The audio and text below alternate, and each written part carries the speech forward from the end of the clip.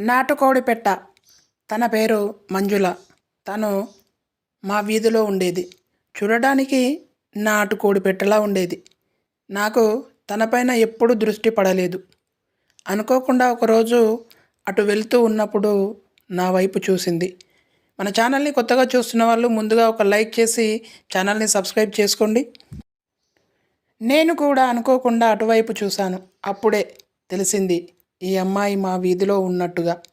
ఒక్కసారిగా కళ్ళు జిగేళ్ళుమన్నాయి. ఇంత మెరుపా అనుకున్నాను. అబ్బా, సూపర్గా ఉంది, నాటుకోడిలా అనిపించింది.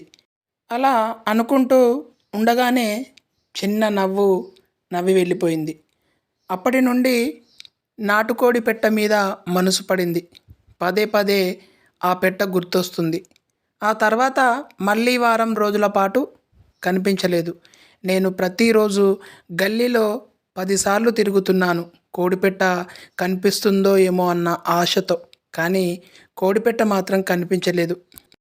కనిపించకుండా ఎక్కడికో వెళ్ళిపోయింది. సరిగా వారం రోజులవుతుంది.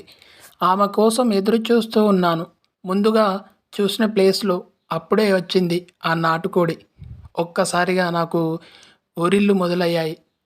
ఏదో తెలియని ఆనందం మనసులో. కానీ ఈసారి కోడిపెట్ట నన్ను చూసి నవ్వలేదు, సైలెంట్గా వెళ్ళిపోయింది.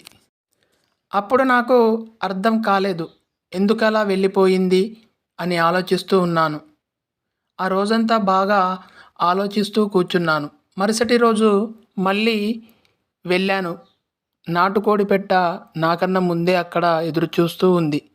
అప్పుడు అర్థమైంది, నేను తన కోసమే వచ్చాను అని, తెలుసుకోవడం కోసమే అలా చేసింది అని తెలిసిపోయింది. దూరం నుండి వచ్చినప్పుడే నన్ను చూసి నవ్వడం మొదలుపెట్టింది. తన పెదవి పైన ఆ చిన్న చిరునవ్వుని గమనించాను. నేను వస్తున్నా అన్న ఆనందాన్ని తన కళ్ళల్లో చూశాను. అప్పుడే ధైర్యం చేశాను దగ్గరగా వెళ్ళేందుకు. కానీ ఆ నాటుకోడి పెట్ట నేను దగ్గరికి వెళ్తుండగానే మళ్ళీ ముసిముసి నవ్వుతూ పరుగు తీసింది. అబ్బా, ఇలా వెళ్ళిపోయింది ఏంటి అనే చాలా బాధపడ్డాను. అంతలోనే తిరిగి మళ్ళీ వచ్చింది. ఇక లేట్ చేయకుండా దగ్గరికి వెళ్ళిపోయాను. వెళ్ళనైతే వెళ్ళాను కానీ నాకు తనతో మాట్లాడాలంటే పెదవి కదలడం లేదు. తను కూడా నాతో మాట్లాడే ప్రయత్నం చేయలేదు. ఏదైతే అది అవుతుంది అని ధైర్యం చేశాను. వెంటనే హాయ్ అన్నాను. తను కూడా సిగ్గుపడుతూ హలో అంది. దాని తర్వాత కాసేపు మౌనం మా ఇద్దరిని మమ్మల్ని ముంచేసింది.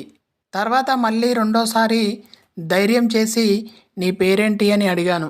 అప్పుడు చెప్పింది నాటుకోడి పెట్ట తన పేరు. నా పేరు మంజుల, మరి నీ పేరు అని అడిగింది. నేను చెప్పాను నా పేరు రాజు, మహారాజు అని. అమ్మా నాన్న పెట్టింది మహారాజు, అందరూ పిలిచేది రాజు అని చెప్పేశాను. అప్పుడు తను అబ్బో, నువ్వు మహారాజువే అని నవ్వేసింది.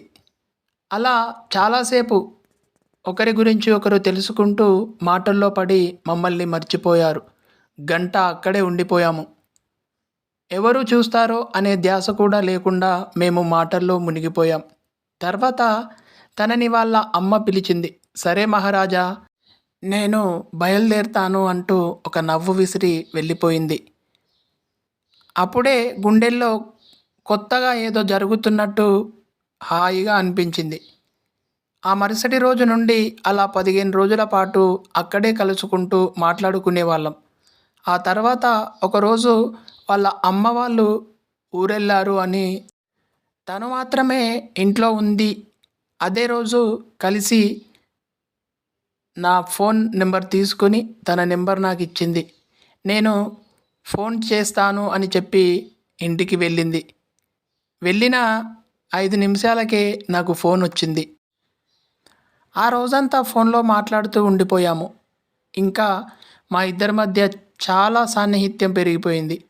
అలా అప్పుడప్పుడు ఫోన్ మాట్లాడుతూ ఉండేవాళ్ళం. అలా ఒకరోజు మేమిద్దరం బాగా దగ్గరైపోయాం. అది ఎలా అంటారా, చాలా దగ్గర. అది తర్వాత వీడియోలో చెప్తాను. వీడియోని తప్పకుండా చూడండి.